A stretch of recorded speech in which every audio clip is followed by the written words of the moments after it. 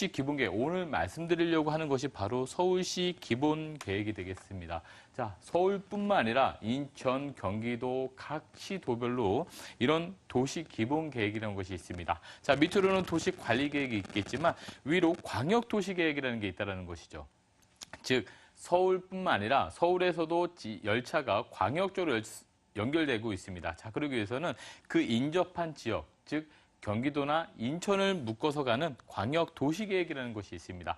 자, 서울과 경기, 인천은 특별하게 수도권 도시기본계획이라고 얘기를 하는데요. 자, 다른 시도 같은 경우에는 이런 인접한 시도를 묶어서 광역도시계획이라 하고 그 바로 가장 큰 상위의 권한에 바로 국토종합계획이라는 게 있습니다. 자, 우리나라의 토지를 어떻게 개발을 하겠다라는 이런 개발 계획들에 한해서 개발 계획들 하에서 광역 도시계획이라든가 또는 기본 도시계획이라는 게 나온다는 것이죠. 그래서 시간이 되신다면 우리나라 국토종합계획을 살펴볼 필요성이 충분히 있다는 것이 되겠습니다. 자, 지금 약 4차까지 국토종합계획이 나와 있기 때문에 자, 그렇다면 시간이 허락한다면 나중에는 기존의 국토종합계획에 따라서 우리나라가 어떻게 개발되는지를 한번 검증해 본다면 앞으로 미래를 또 예견할 수 있지 않을까라고 생각이 듭니다. 자, 그렇다면 다음에 보겠습니다. 자, 서울의 현황을 좀 말씀을 드리겠습니다. 자, 서울을 오늘 좀 공부해 보려고 하는데요.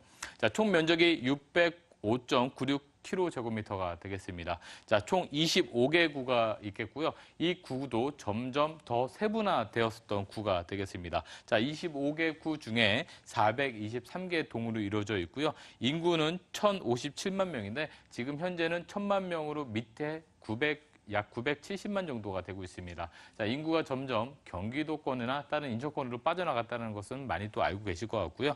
자, 우리 지역에 대한 GDP를 얘기하는 1인당 GRDP가 서울 같은 경우는 2,700만 원 정도 된다라고 보시면 되겠습니다. 자, 좀 전에 지금 현재 구가 25개 구라고 말씀을 드렸습니다. 자, 지도를 보신다면 잘 보이진 않겠지만 1913년도로 본다면 서울 지역 안에서 지금 현재 서울 지역 안에서 한강을 기점으로 북쪽, 즉 지금 현재 종로나 광화문 그리고 마포 서대문까지가 서울이었었습니다. 자, 그중에서 1913년도부터 63년도로 본다면 좀 더 서울이 커진다라는 모습을 알 수가 있겠습니다. 자, 73년도에 이뤄서는 지금 현재 강남과 강북을 다 서울로 표시가 되는데 자, 이런 것들이 지금에 이르러서는 지역 면적은 같겠지만 보다 더 세분화됐다는 것이 되겠습니다. 총 25개 구로 나눠져 있기 때문에 이 서울 지역 안에서도 25개 구 중에서도 어떤 특징을 갖고 있는지를 살펴보는 것도 매우 중요하겠다라고 보시면 되겠습니다. 자, 서울의 인구 변화에 대해서 말씀을 드리겠는데요. 자, 서울시 인구는요, 전쟁을 거치면서 서울로 계속 유입이 됐었습니다. 자, 농경사회에서 산업사회로 발전함에 따라서 많은 분들이 서울로 올라왔죠. 그렇기 때문에 서울의 면적이 더 커질 수밖에 없었던 부분이 되겠습니다. 자, 이 서울로 계속 인구가 증가되는 것들이 1992년에 정점을 딱 찍고 그 이후로는 점차적으로 줄어들고 있다는 것이 되겠습니다. 자, 서울의 집값도 비싸고요. 그리고 인근에 신도시급으로 개발되는 곳이 워낙 많기 때문에 그래서 서울시 인구는 조금씩 감소하고 있다라고 보시면 좋을 것 같겠습니다. 자, 서울의 인구 밀도 변화가 되겠습니다. 자, 이 표를 보신다면 km제곱미터당 몇 명이 밀집되어 있냐라는 것을 볼 수가 있겠는데 자, 연도가 1920년부터 쭉 올라옵니다. 그래서 1985년에서 90년도에 인구 밀도가 약 17,500명을 기록으로 해서 바로 정점을 딱 찍고 그 다음부터는 밀도가 그대로 진행되고 있다는 것입니다. 자, 그만큼 서울의 인구는 이제 거의 최정점에 들어와서 이제는 개발이라는 부분보다는 약간의 관리적인 부분이 좀 더 필요한 그런 시점이다라고 보시면 좋을 듯 싶습니다. 자, 고령 인구에 대한 추이를 한번 보겠는데요. 그리고 제가 지금 말씀드리는 것들은 이런 모든 것들이 종합적으로 이루어져서 서울시의 기본계획을 만든다라는 부분을 조금 더 참고적으로 이해하시면서 좀 들으셨으면 좋겠습니다. 자, 서울시 고령 인구 증가 추이인데요. 자, 지금 표를 보더라도 위에 보이는 초록색 막대기가 65세 이상의 인구를 보여주고 있습니다. 그래서 1995년도를 기점으로 살짝 보신다면 지금 2030년도 이후에는요.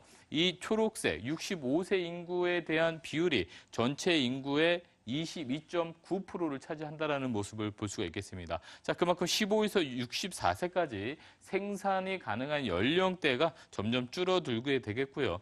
이 노령층의 인구가 굉장히 좀 많이 늘어난다는 것을 한번 보실 수가 있겠습니다. 자, 두 번째는 바로 많이들 들어보셨을 1, 2인 가구의 증가세가 되겠습니다. 자, 앞으로 1, 2인 가구의 증가가 계속 가파르게 올라가고 있는데요.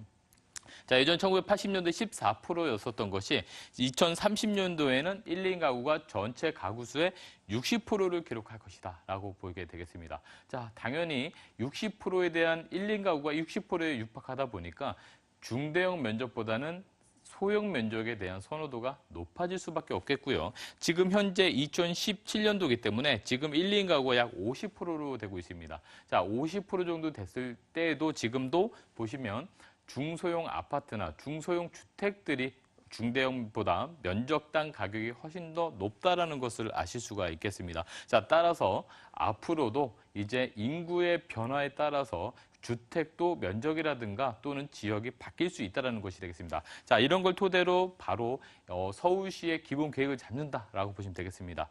자, 서울시의 경제 성장률도 계속 둔화되고 있는데요. 자, 사업체만 하더라도 전국적으로 94년도에서 2011년도가 되면서 전국적으로 37.8% 증가된 반면에 서울은 14.8%밖에 증가되지 않았고요.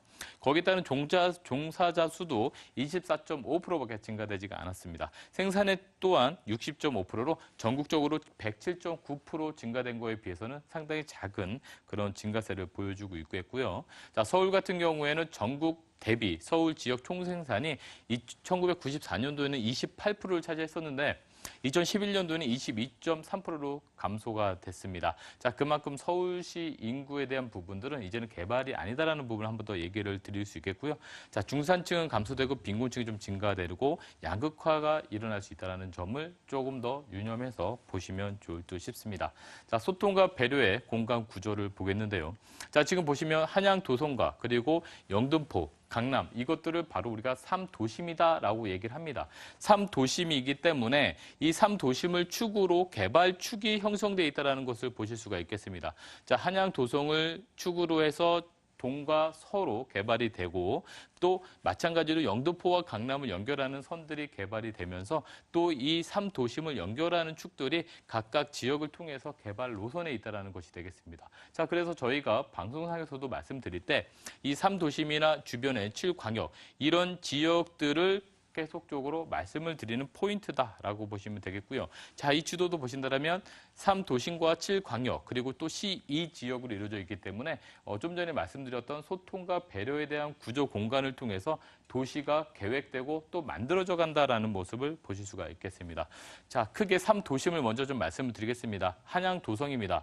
자, 한양 도성은 역사 문화와 중심지라고 얘기를 드릴 수가 있겠는데, 자, 역사 문화 도심지로서 국제적인 문화 교류 기능을 담당하고 있다라고 보시면 되겠습니다.